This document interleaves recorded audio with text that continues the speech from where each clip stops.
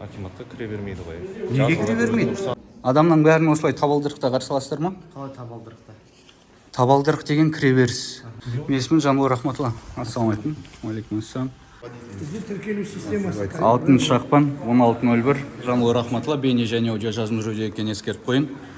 Біз қазір басқармалар үйіндеміз. Ішке әлеуметтік кәсіпкерлік корпорациясына сауалдармен келіп тұрсам, күзет кіргізуден бас тартып тұр. Себебі күзетші мырза, өзім таныстырдым. Қайда келіп тұрғанымды айтып тұрмын. Мен сізге қайтып айтамын. Сіз ана жерге бардыңыз ба? Ана жерге барыңыз емес, маған көрсетіңіз нақты бапты. Мен сізге көрсетпеймін. Сізге қайтып айтамын. Сіз сабыра білгенмен алып кетсе алып кетеді. Былайша кіргізе алмаймыз. Айтсаңшы маған нақты қайсы бөлімін оқиын. Білмей тұрсыз қой. Ма? Yok onu bizге бермеңіз. Оны қазір телефонмен звондаймыз. Солар келіп Звондаңыз. Жоқ, енді сіз айтқанымсың апайға. Сол звондайды ғой. Тыңдаңыз, мен берем, мен кіргізем деді ғой, болды ғой. Не өйтіп отырсыз сіз? Жоқ, жаңа араларда звондадыңыз ба? Тыңдаңыз, біз мемлекеттік мекемеде тұрмыз ба? Ашық есік қой, не істейсіз?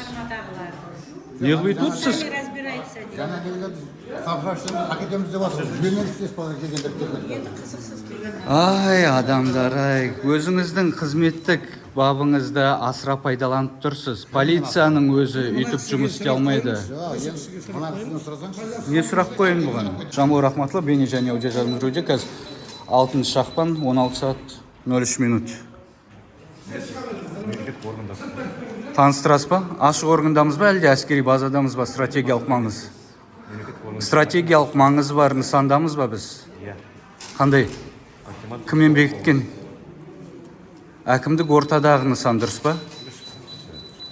Мынаны көрдіңіз ба? Жазылдым. Басқа жазылсам, сіз басқа сөйлесіңіз жазылыңыз официально. Абзал, сіздердің өткендегі істеріңіз анау Кентауда.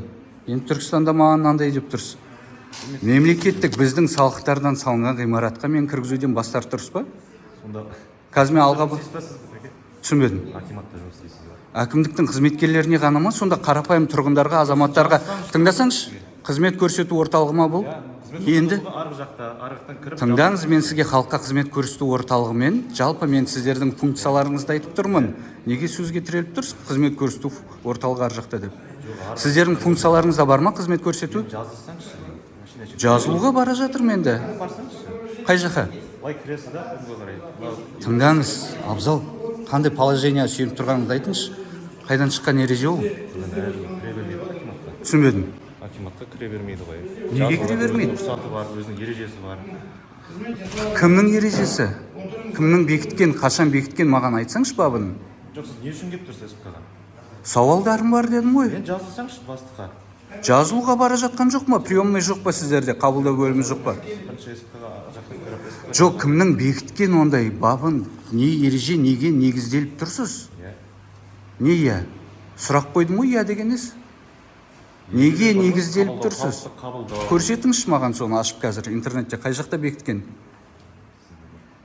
Қызық екенсіз сіздер тұрып алып мына жерде.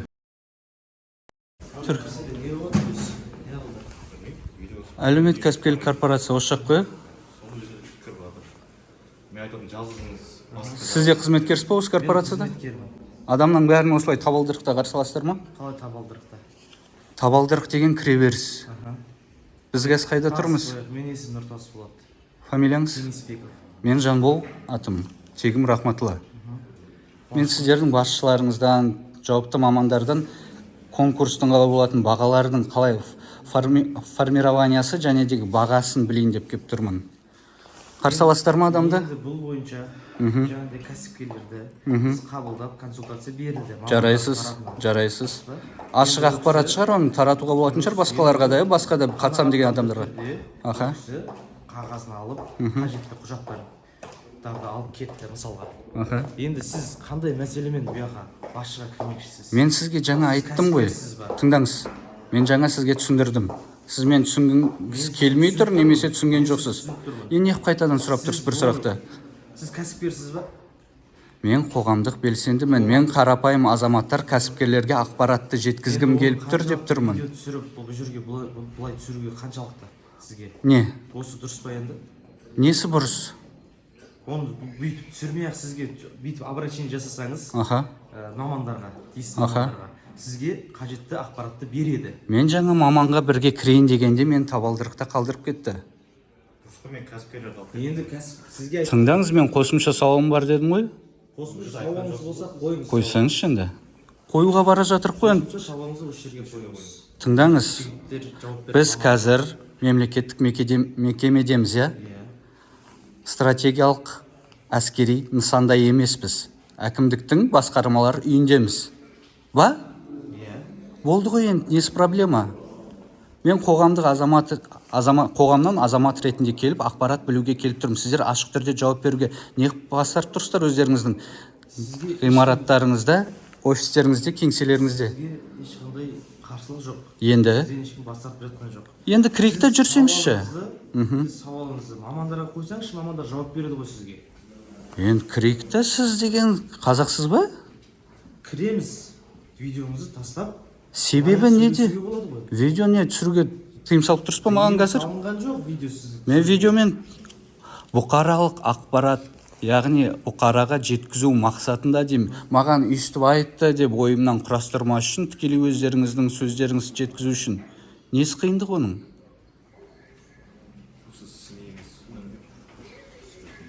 СМИ ғана түсіре ала ма? Қарапайым азаматта құқы жоқ па? Конституциялық құқығым жоқ па менің? Тыңдасаңыз, мен конституциялық құқығым бар ма, жоқ па? Мен СМИ емеспін. Тыңдасаң, бұқараға деп тұрмын. Бұқара деген общество, түсінесіз ба сіз сөздің мағынасын? Өте орынды. Халық деген ғана сөзді білесіз, қалған қосымша соның синонимдерін білмейсіз ба? Абзал, білесіз ба, білмейсіз ба? Сіз өзіңіз мен СМИ-мін деп тұрып өзіңіз айтып. Мен СМИ-мін деген жоқпын, мен бұқараға деп тұрмын, ақпаратты жеткізуге дедім. Жеткізе бересіз ба бізден сұрап?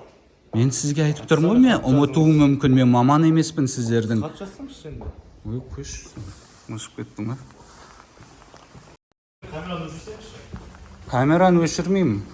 Камераны өшірсе сіздерде басқа әңгімелер басталады. Бопсалауға келді дейсіздер ма? Бірдеңелеріңіз жауап жібересіздер. Қабылдау бөлмесі. Саламатсыз ба? Есімім Жамбыл, тегім Рахматулла, бейне және аудио жазылым жүруде екенін ескертемін. Қазір әлеуметтік кәсіпкерлік корпорациясы Түркістан, иә? Келіп тұрған екен. Басшыңыз іште ма?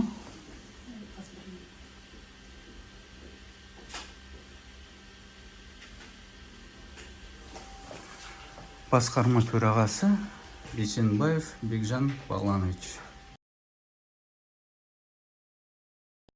Есімім Жамбыл, Рахматулла. Ассаламалейкум. Уалейкум ассалам.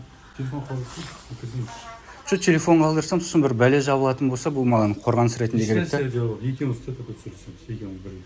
Күн қайырлы болсын, аса құрметті қазағым, назарыңызда Жанбол, Рахматулла. Қаламыздағы бос тұрған әлеуметтік дүкендерді қазақ алып, кәсіп етіп, байып, халыққа арзан азық-түліктер ұсыну арқылы пайдасын тигізсін деп, ақпаратты толыққанды білейін деп, Түркістан әлеуметтік кәсіпкерлік корпорациясына барсам, қызметкерлері мен жеке басымның қарағанымен барғандай үйлеріне кіріп кетіп, қайыр тілеп, нан сұрап тұрғандай көріп, табалдырықтан босағадан арғарай кіргізбеуге тырысты.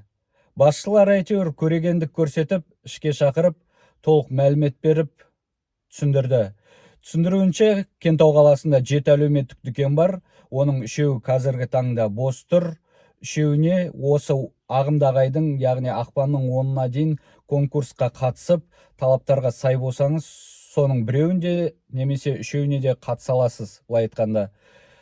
Талаптар аса қиын ештеңесі жоқ. Жеке кәсіпкер ретінде тіркелген болу керексіз, 1-2 топ мүгедектігіңіз болмау керек, және де 300 мың мен 1 миллионның арасында шотыңызда сома тұру керек. Толыққанды мағлұматты кәсіпкерлік бөлімінен немесе Түркістан облыстық әкімдігінің басқармалар үйінен біле аласыздар. Бірақ сіздерді жаңағы мен сияқты табалдырықта күткізіп қойып, кіргізбей қою әбден мүмкін. Сондықтан заң жағынан өздеріңізді толыққанды дайындап, телефондарыңыздың камерасын қосып баруға әзір дайын болыңыздар. Осындай мәселе, мен халықтың мүддесімен барып тұрсам, жаңағыдай өздеріңіз көргендей табалдырықтан босағадан ары қарай аттатпай тұр. Ол мемлекеттік мекеме, біздің ақшамызға, біздің салығымызға салынған ғимарат, бірақ жеке үйлері сияқты көреді соны. Өте өкінішті. Жанбол, пайдалы видеоларың үшін арнаңды қаржылай қолдап донат жасап тұрайық дейтіндер бар екен. Оларға Каспийде халықта 77 199 19 91. Рахмет.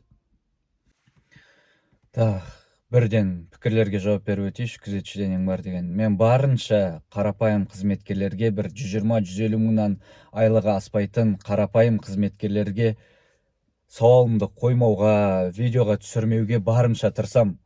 Бірақ менің құқығым тапталған кезде амалым қалмайды. Айып етпеңіздерші.